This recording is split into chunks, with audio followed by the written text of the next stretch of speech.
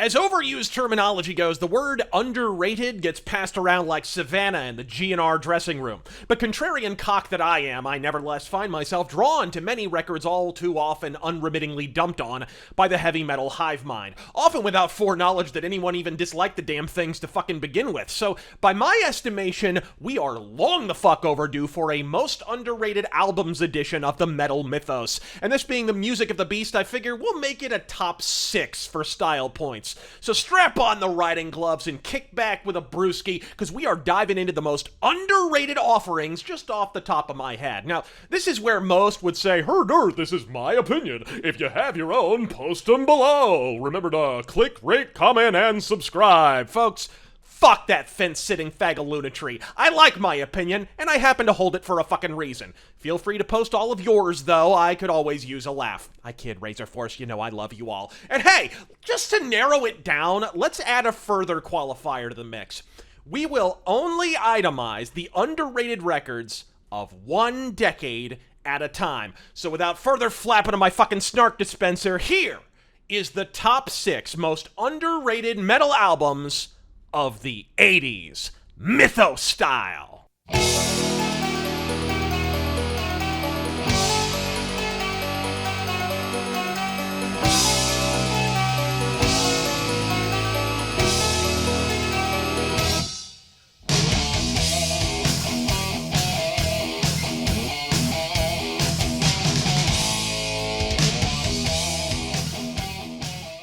Pantera and Metal Mythos, two terms that go together like marshmallows and strychnine. I have about as much regard for the majority of Panterable's tripe-laden career as Pantera themselves have for all the albums they cut that weren't chest-beating, try-hard, tough guy, denim shorts douche rock. But I have always had more than a passing fondness for Pantera in their previous oh-so-out-of-print incarnation as an honest-to-God 80s metal band. Now, it ain't all excellent if some of their early shit was at least twice as awful as their Lisa Frank fucking cover art. I mean, what the fuck am I even looking at here? Is that Panther sunbathing in a belt and nothing the fuck else? Where did his dong go? Is he fresh from a fucking dickectomy? Is that what the goofy fucking orc sword is for? But there's a sweet spot near the tail end of the Terry Glaze era, namely the excellent I Am the Night and the beginning of the Phil Anselmo regime with what is in my eyes their greatest effort to date, the pounding power metal, a priest metal melodic monstrosity of shredding riffs, soaring screams, and more than a few hints of the career-defining Cowboys from Hell album that would follow shortly thereafter.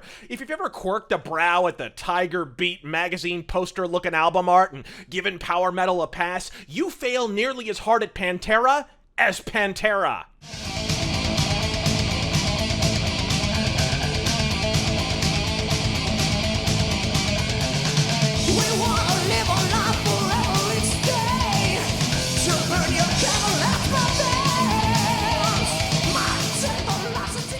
I mean, this album ain't even listed on the band's website thanks to an unspoken, career-long policy of pretending Pantera spontaneously sprang from the fucking ground in 1990, cause fuck that glam shit, I is hardcore with a K. One douchebag Daryl seemingly demanded be upheld during his life, and which brother Vinnie Paul elected to continue even after his death. It's profoundly fucking cringe watching 50-plus-year-old men deny half their fucking discography, the half they actually happen to own, by the way, and could reprint at whim if they wanted to, all for dated 90s Hot Topic tough guy points. Yuck! But the albums absolutely exist, and power metal is the best of the bunch. Daryl's fretwork shreds as always, and Anselmo's never sounded quite so much like he was actually fucking trying.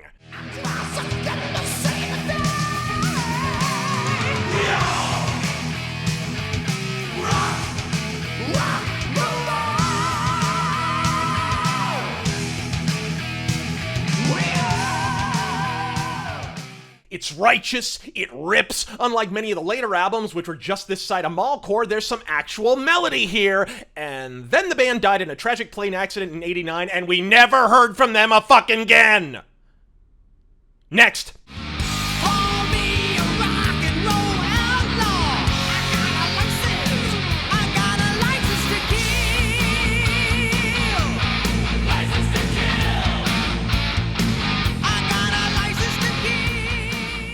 Everyone knows the story of early Metallica, how a chance spot on the fabled Metal Massacre compilation from Metal Blade Records caught the eye of many a doe-eyed early 80s metalhead, and years of ceaseless touring fired them from the bar band circuit to the top 40 by the end of the decade. Now, I may not dig Metallica, but their work ethic is utterly immutable, and they earned every dime they made. What's less prominent in the public consciousness are all the other bands the Metal Massacre compilation created as going concerns throughout the 1980s. Titans of glam, thrash, and even doom metal, Kirith Ungol, Slayer, a little band by the name of fucking Rat, and couched among them all on the earliest of these heavy metal mixtapes was the last thing Portland produced apart from protests, the all but forgotten metal mavens, Malice. At first glance, a so-called glam outfit, courting comparisons to the almighty Dokken, and much like Dokken, looks were oh so fucking deceiving in this case. For contrary to their glammed up appearance, Malice's musical influences were overwhelmingly European,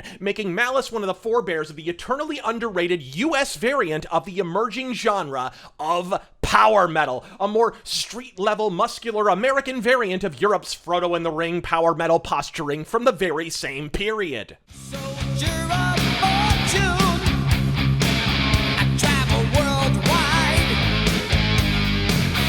If you got a problem, the law won't decide. Here's my... Now, much is made of the In the Beginning record, and with good goddamn reason, it rips. But for my money, if we're talking underrated records, nothing quite matches Malice's near masterpiece, License to Kill. One of my favourite bands, and the band I've been championing for a long time, are called Malice. Say hello, boys and girls, to Mick Zane, Mark Bain, and Jay Reynolds from Malice. Cheers, how you doing? Now, chaps, you've only just come over here to England, I think, on your first visit, but the band's actually been going for 2 or 3 years now, right? We've actually been together over 4 years now. As long as that? Yes, What's yeah. taken you so long to come over to England and Europe? Money.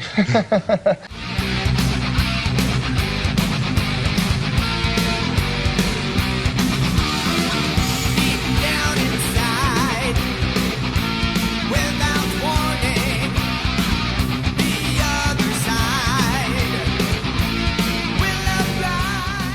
It's a sad fact of a booming genre like metal in the 80s that for every excellent band that catapults to megastardom on the back of a bitchin' record and hits music video hard, hundreds more, many arguably better than they are, will fall by the fucking wayside. And sadly, such was the sad fate of Malice, who made a major push of it with this album but found the post-GNR rock and roll landscape utterly inhospitable, and just one EP later, called it a career, one of many casualties of the utter incompetence of Atlantic Records during this crucial period. See also Jake E. Lee's Badlands. Worse still, sharing the bill with Metal Blade label mates like Slayer led to open acrimony from hostile European audiences, and soon members were departing for greener pastures such as Megadeth. Now, they did reform in the mid-aughts and have since cranked out a killer comeback record. But sadly, after guitar slinger Mick Zane passed from brain cancer in 2016, not a peep since. For shame, cause Malice, murder! Next!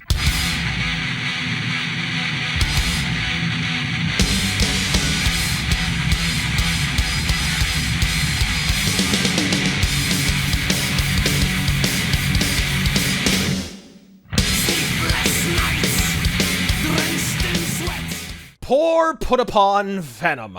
From this titanic trio of Kronos, Abaddon, and Mantis, and let's be fair, original vocalist Clive fucking Archer as well, spring several genres, from thrash to speed to death, and finally to black metal itself. No Venom, no extreme metal, fucking period. And then, after headlining atop a bill opened by the likes of Metallica and Slayer, a series of missteps, and they backslid into obscurity. While many of the band's wounds since their classic trinity of Welcome to Hell, At War with Satan, and the genre-defining black metal are self-inflicted, truth is, they've found themselves on the receiving end of at least an equal amount of undeserved acrimony as well. As such, a series of good to great to outright fucking stellar releases are all but ignored even to this day for reasons both legit and fucking bullshit. While Possessed is admittedly a bit of a stinker, it was rushed as a motherfucker after all. Kronos' reformed lineup, following the departure of Mantis, entitled Calm Before the Storm, slays! There's a voice in the shell call. It's demanding precise.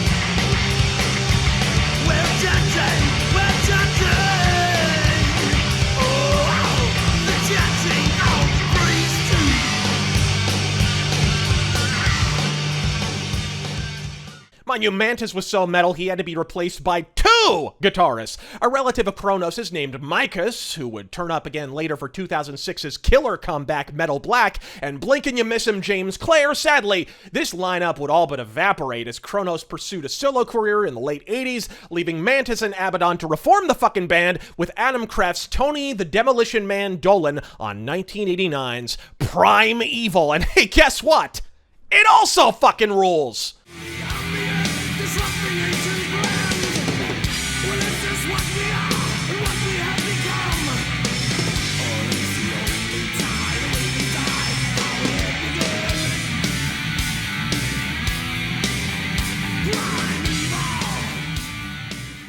The post-classic Venom albums of the 80s are so under the radar, they're currently performing night raids in fucking Iraq. And it goes well beyond the 80s, by the by. Temples of Ice, The Wastelands, the skull-crushing reunion record Cast in Stone. They all get shit ratings on the Metal Archives, which is your first clue they universally fucking rule. But then, so do fucking Venom. Next!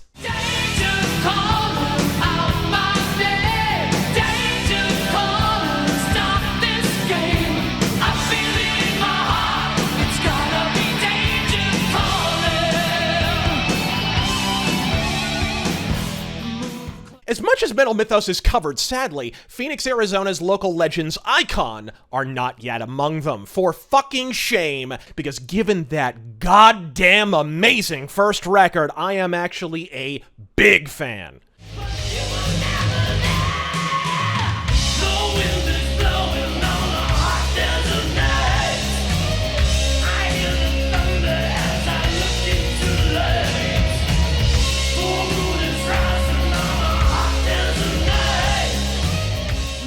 Sadly, they were signed to Capitol Records right off the bat, who supported neither of the first 2 excellent albums with a music video or appropriate radio support, and so they just sat there, touring, getting the word out, but essentially promoting themselves. Compounding the problem, a revolving door of member changes, particularly a jarring shift at the vocalist position, took a severe toll on Icon's commercial prospects. Abrupt changes in musical direction led to the unmistakable impression the band were adrift at best, or glomming on to glam metal trends at worst. But for a hot fucking minute, this was one of the bands to watch in the mid-80s metal scene, and perhaps their finest moment in terms of polish and presentation was 1986's Night of the Crime.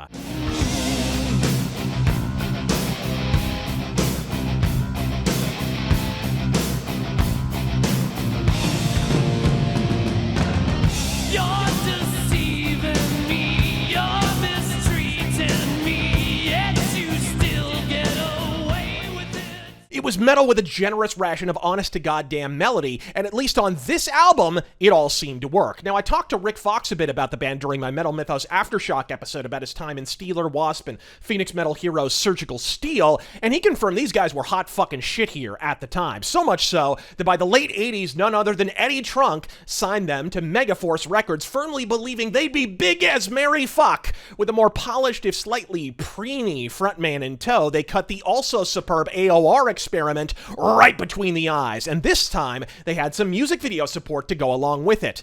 But by then, it was already 89. GNR had shit all over what was once glam metal, and a flannel-plated funnel cloud was fixing a touchdown from Seattle. The band were doomed before they started. Guitarist Dan Wexler would go on to co-write with fellow Phoenician Alice Cooper on albums like The Last Temptation and become an all-around local journeyman. And Icon would even reform for what it's worth, at least for live shows and shit. But 80s Icon is where it's at. Next!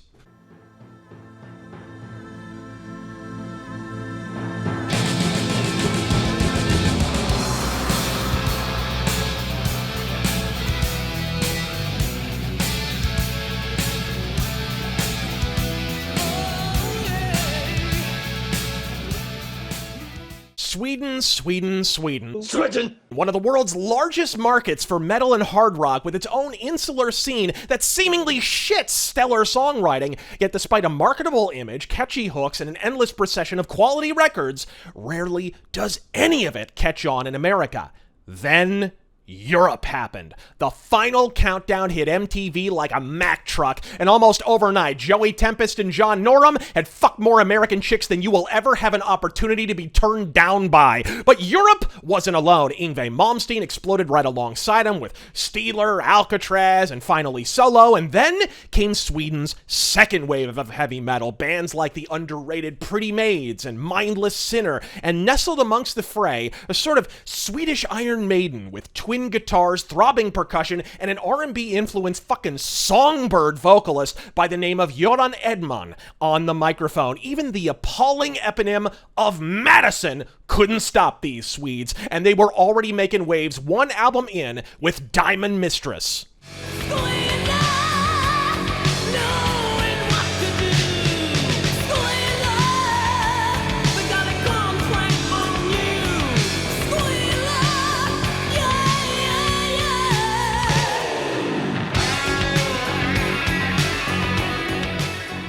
And as excellent as that album is, I thoroughly recommend it, by the way, Edmund's vocals had yet to acquire their characteristic polish just yet. For something closer to his proper pipes, I'd recommend 1986's follow-up, Best in Show. Don't let one of the worst album covers of the 80s dissuade you. Amorphous fucking ballet slippers or no, this record is a killer.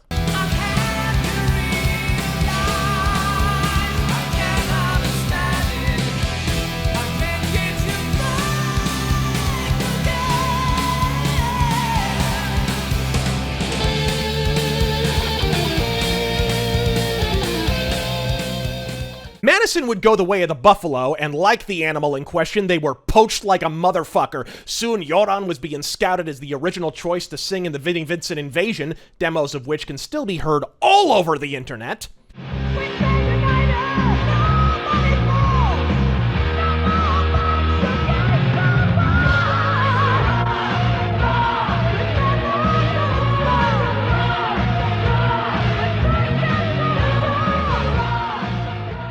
When that fell through due to the pitchy Princess Mark Slaughter being preferred by Vinnie's record company, Göran was gobbled up by Europe's newly solo guitarist John Norum for the merciless Total Control record, and later by Yngwie Malmsteen himself on Eclipse and Fire and Ice, both of which are boss. But Madison is seriously goddamn great. It may be only 2 albums, but it's 2 ass kickers, which brings us to our final album on the list.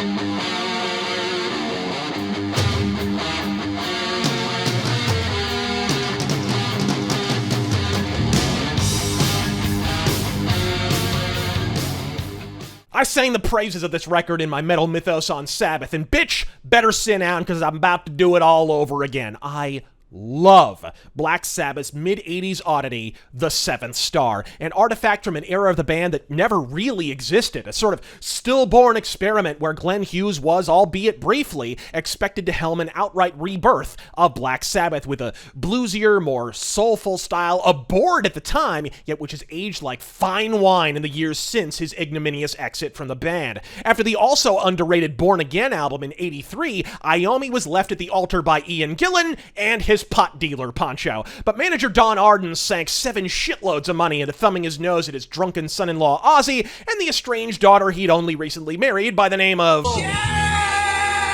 And so, he made another commercial push for Black Sabbath. Now, I've gone on record as saying I don't buy the bullshit narrative that this was not meant to be a Sabbath album and was actually an Iommi solo record, and I stand by every word of that rant. Why? Because Glenn Hughes wasn't even the first choice at the vocalist position. Prior to his arrival, there were at least 2 major choices to succeed Ian Gillan. The first was fucking Ron Keel, then of the band Steeler. It was even leaked to MTV, and they reported it live and on air the very same day as Ron Keel joining not an Iommi solo project, but Black Butt fucking Sabbath. After that fell through, Jeff Fenholt of Jesus Christ Superstar fame, may he rest in peace, stepped in and recorded an entire finished demo with Sabbath called the Star of India Demos. As you can clearly hear, the music being worked on was 7-star with different lyrics.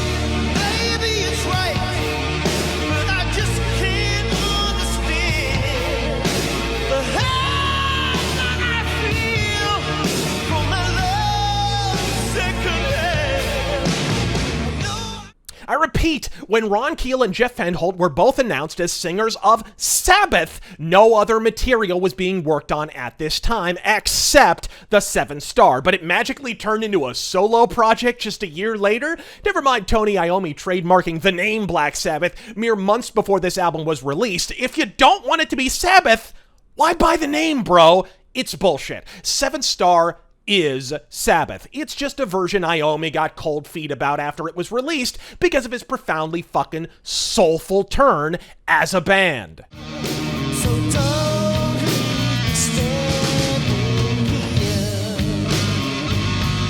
Don't leave me standing here. No, no, no, no, no, no, no. But I call bullshit on even that. Black Sabbath were always steeped in soul and blues, with his throaty back-of-the-throat bellow and melismatic flourishes on War Pigs and other tunes. Ozzy is inarguably a blues singer himself, and a damn fine one, might I add. Glenn Hughes just happens to be a damn sight better at it than he is. Pyramids will fall, turn to dust before the sun.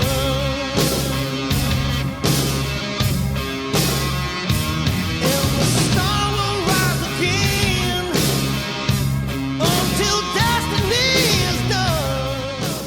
One look at this magnificent mullet-coom beard ensemble, and one can only speculate what might have been if there had been a proper Glenn Hughes era in Black Sabbath, without the singer's offstage antics sidelining it all. Actually, fuck that feckless nonsense. You don't even have to speculate, as Tony Iommi and Glenn Hughes work so fucking well together, they paired up at least 2 more times for solo albums under the Iommi banner. Bitchin' albums, every single one. In 2010, after Dio's death, they even shacked up again on stage, and Glenn finally did it right, fronting Black Sabbath, albeit with Dio sounded like Jornlanda in tow, to round out the tour his departed friend just never got to finish. And here's some killer news. Glenn Hughes recently linked to a bonus track off the Fused album he did with Iommi, and Tony liked it on the twatter. Am I desperate for more? You're damn right I am. That tears it for this special edition of The Countdown. Until we emerge once more from the mists of the mythos, I'm Razor Fist. God fucking speed. Why don't you let it go easy? Show me what you got. Why don't you let it go easy? 'Cause the toilet's getting hot. And again, I do not remember the 80s.